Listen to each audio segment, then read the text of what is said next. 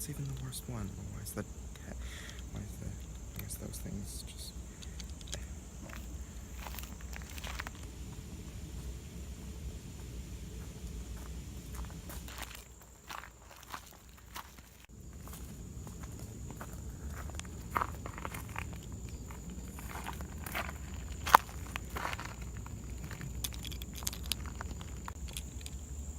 Why is there another Oliver?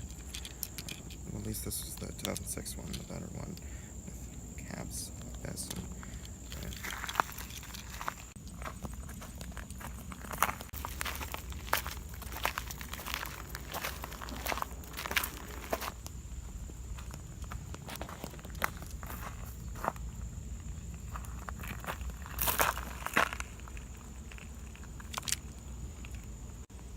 What the hell? Well, why is there all these different Olivers just appearing out of nowhere on the tracks?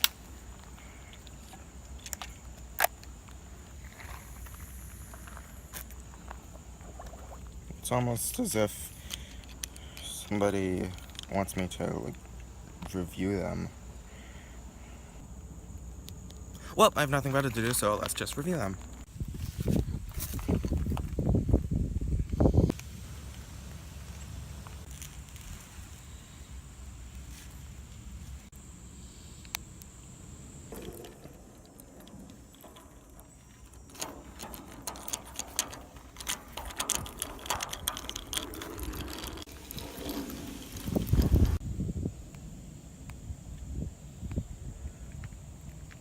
Here is the first version of Oliver. Even though it's made by Learning Curve from the 90s, like the golden era of Thomas, I still don't like it. I kind of don't like it because the tanks are not supposed to be that close to the smoke box.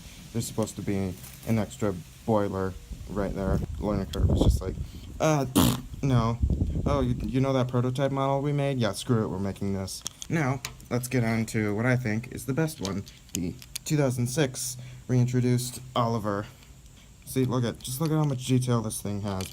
It has the correct boiler with the tanks farther back, and it even has this little rectangle piece that's supposed to be here, and that little thing that's his whistle. Yeah, see, and look at that face. It's kind of more accurate to the series than it was, except for those big bulging black eyes. And yeah, this one is my favorite one. Let's get to the most recent version of Oliver, the 2014 version. This one is also good. It has almost the same number. It has almost the same details as the 2006 one, but this part is plastic and it's missing that little rectangle piece that was on here. See, look, there's no rectangle piece, and the dome is gold instead of yellow. The face is more accurate because it's more accurately like the CGI series, and yeah, it's mostly made out of wood except for boiler and smoke box, and oh yeah.